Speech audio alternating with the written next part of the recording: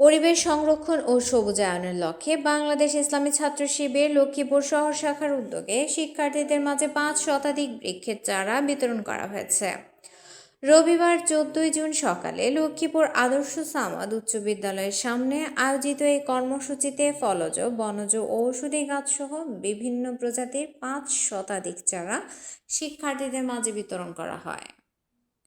অনুষ্ঠানে প্রধান অতিথি হিসেবে উপস্থিত ছিলেন লক্ষ্মীপুর শহর জামায়াতের ইসলামীর আমির ও পৌরসভার মেয়র প্রার্থী অ্যাডভোকেট আবুল ফারহান ঈশা। বিশেষ অতিথি হিসেবে উপস্থিত ছিলেন বাংলাদেশ ইসলামী ছাত্র শিবির লক্ষ্মীপুর শহর শাখার সভাপতি আব্দুল আউয়াল হামদু, দপ্তর সম্পাদক জুনায়েদ হোসেন খান, অর্থ সম্পাদক রাজীব হোসেন সহ সংগঠনের বিভিন্ন পর্যায়ের নেতাকর্মীরা। এই সময় নেতৃবৃন্দ বলেন, পরিবেশের ভারসাম্য রক্ষা ও জলবায়ু পরিবর্তনের বিরূপ প্রভাব মোকাবিলায় বৃক্ষরোপণের বিকল্প নেই। শিক্ষার্থীদের মধ্যে বৃক্ষরোপণের গুরুত্ব সম্পর্কে সচেতনতা সৃষ্টি এবং সবুজ বাংলাদেশ গড়ার লক্ষ্যে এই ধরনের কর্মসূচি ভবিষ্যতেও অব্যাহত থাকবে।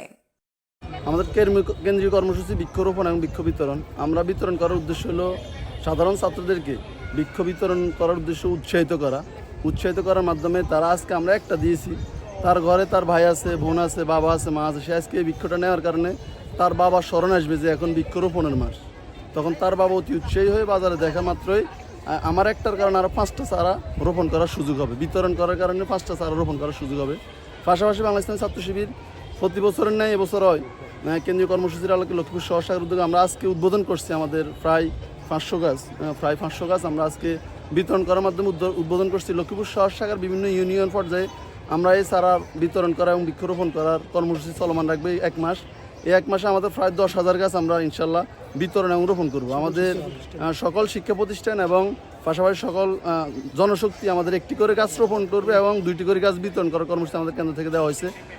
ছাত্রদের মাঝে এভাবে গাছ বিতরণের মধ্য দিয়ে তাদেরকে উৎসাহিত করা হয়েছে। আসলে আমরা জানি যে গাছ লাগান, পরিবেশ বাঁচান। আজকে ছাত্র শিবির যে কাজটি করেছে আমরা লক্ষ্য করলাম, ফল এবং ঔষধি গাছ সহ আরও হরেক রকমের গাছ আজকে ছাত্রদের হাতে তুলে দেওয়া হয়েছে। এর মধ্য দিয়ে ছাত্র শিবির এই সমাজের জন্য এবং ছাত্র কল্যাণে যে তারা ভূমিকা রাখছে তার প্রমাণ দিয়েছে। আমিও এই সামাদ স্কুলের ছাত্র ছিলাম, কিছুক্ষণের জন্য আসলে সেই শৈশবের মধ্যে মনে হয় যে আমরা ফিরে গেলাম। আমরা দেখলাম শত শত ছাত্ররা যেভাবে আসলে এগিয়ে আসছে, উপচে পড়া ভিড়, প্রত্যেকেই গাছ পেয়েছে এবং খুবই আনন্দিত হয়েছে। ছাত্র শিবিরের উদ্যোগগুলো আরও তারা বৃদ্ধি করবে, ছাত্র সমাজের কাছে তারা তাদের সুন্দর সুন্দর এই আয়োজনগুলো তুলে ধরবে। এর মধ্য দিয়ে সুন্দর একটি সমাজ আমরা গড়ে তুলতে চাই। বৃক্ষের চারা পেয়ে শিক্ষার্থীরা আনন্দ প্রকাশ করেন এবং চারা রোপণ ও পরিচর্যার মাধ্যমে পরিবেশ রক্ষায় ভূমিকা রাখার প্রত্যয় ব্যক্ত করেন। এই গাছটা আমি এখন রোপণ করবো, রোপণ করলে এটা বড় হবে, তারপর এই গাছ থেকে একটা ফল হবে, ফলটা খাবো। কার্বন ডাইঅক্সাইড শোষণ করে এবং পরিবেশে অক্সিজেন। বাড়িতে ঢুকবো, তারপরে এগুলো থেকে ফল হলে আমি আমাদের বন্ধুদের নিয়ে খাবো। গাছটা রোপণ করার পরে এখান থেকে পেয়ারা বের হবে, তারপরে এটা আমরা খাবো।